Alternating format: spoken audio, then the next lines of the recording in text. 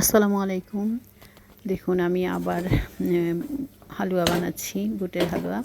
তো আমি এর আগে বলেছিলাম যে তখন আমার মানে সাহায্য করে যে সে এতগুলা বাটতে পারবে না। আমি পরে আবার হালুয়া বানাবো। কিছু ডাল আমি রেখে দিয়েছিলাম। তো সেই ডালটা দিয়ে আজকে আবার বানিয়ে নিচ্ছি। দেখুন আমি ঘি দিয়ে ভালো করে নেড়ে চেড়ে নিচ্ছি।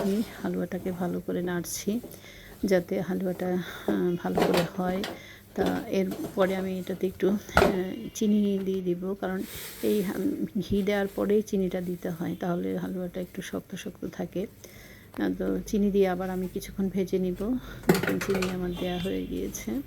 তো চিনি দিয়ে এখন আমি আবার ভেজে নিচ্ছি ভালো করে। তো ভালো করে নেড়ে চেড়ে নিচ্ছি। আসলে বুটের হালুয়া বানানোটা অনেক কষ্ট। এই দেখুন আমি চিনি দেওয়াতে এটা থেকে একটু পানি ছেড়ে দিয়েছে। এখন এটার আবার শুকাতে হবে।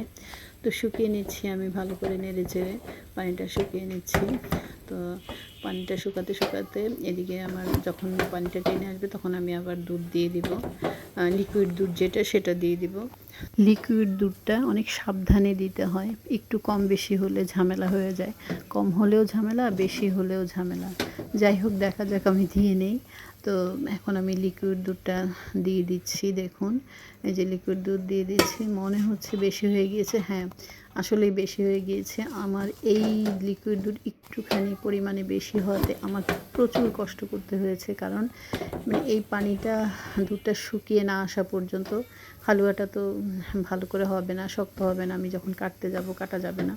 যাই হোক অনেক কষ্ট হয়েছে আমার এই বাড়তি দুধের জন্য। এই যে আমি নাড়ছি, দেখুন অনেকক্ষণ ধরে আমার নাড়তে হয়েছে, গা থেকে সহজে উঠছিল না। তারপর আমি ওইখানে নারকেল দিয়ে দিলাম। নারকেল দিয়ে ভালো করে মানে চেষ্টা করেছি যতটুকু সম্ভব শুকানোর। এখন বাকিটা করার পরে বোঝা যাবে যখন আমি কাটতে যাব। তো এখন আমি দেখুন রেডি করছি। দুইটা ট্রে নিয়ে নিয়েছি। একটাতে আমি এর আগের হালুয়া বানাতে গিয়ে আমি সরঞ্জামগুলো খুঁজে পাচ্ছিলাম না হালুয়ার বিভিন্ন ডিজাইন করার জন্য। তো একটা খুঁজে পেয়েছি, ওইটা দিয়ে আমি বানাচ্ছি। দেখুন নরম হওয়াতে ডালের হালুয়াটা এটা মানে অনেকটা আমার বানাতে অনেক কষ্ট হয়েছিল, সুন্দর করে উঠছিল না আসলে নরম হওয়াতে যা হয়। তো আমি তারপর ট্রাই করে গেলাম, হয়তো অতটা সুন্দর হয়নি। আশা করি আগামীতে ভালো হবে।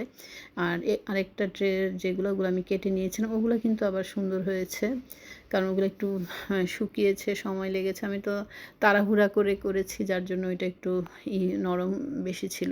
তো এগুলো মোটামুটি ভালোই হয়েছে। দেখুন অনেক সুন্দর হয়েছে।